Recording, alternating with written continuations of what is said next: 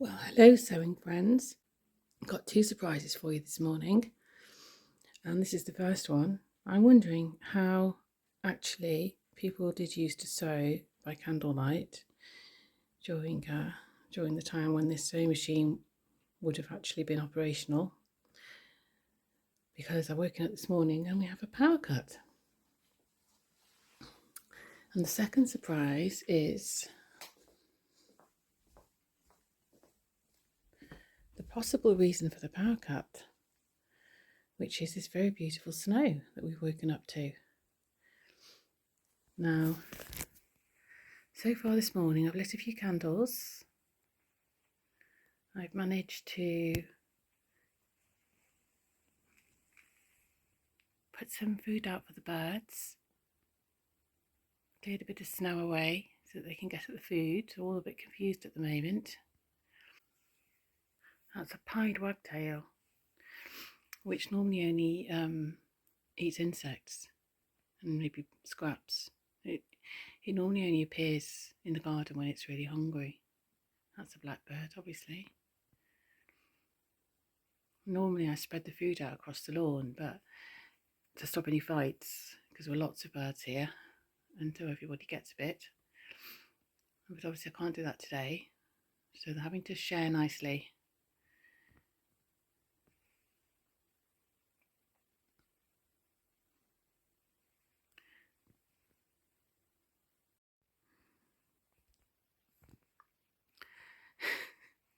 So don't you think it's a bit ironic that yesterday I was talking about how nice it is to use the sewing machine without any power, and the very next day, sorry, mascara alert, the very next day, here we are without any power. This is quite a frequent thing for us here. We live in the north of England. We're reasonably, we're not remote. We live near a town, but we're in the countryside, and the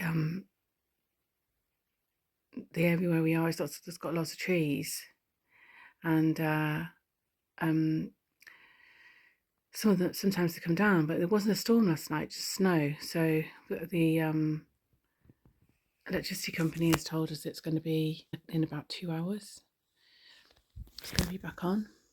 So when my husband told me this morning that it was off, my first thought was I was going to do some sewing. That was honestly, that was my first thought. I was going to do some sewing and filming. I got something half finished. That was honestly my first thought. But it's getting light now, and they said it's going to be back on at 10. So we'll see.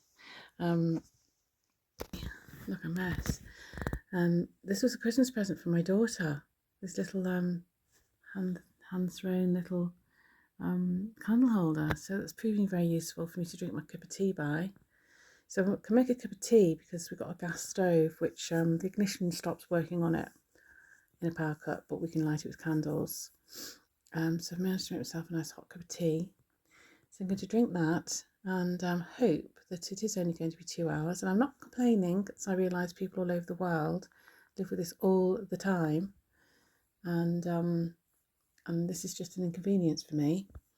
But I am a little bit surprised, and I do find it quite ironic that that was only talking about it yesterday. So check back, or stay on the same film if I put this in the same film, because I might be sewing by candlelight on the treadle, which was something I was thinking of doing. This gas lamp over here, I don't know if you can see it. I need to go over there, hang on. That's the old gas lamp there, which has been in my family for years. I actually did film a bit during the last video on the treadle sewing machine, where I was explaining how we used to do our homework by that in the 1970s, when there were lots of power strikes in the UK, and how I was wondering whether it was actually practical to sew by that on the treadle sewing machine. But I took that bit out. I didn't put that bit in the film. So it might get pressed into service. You never know.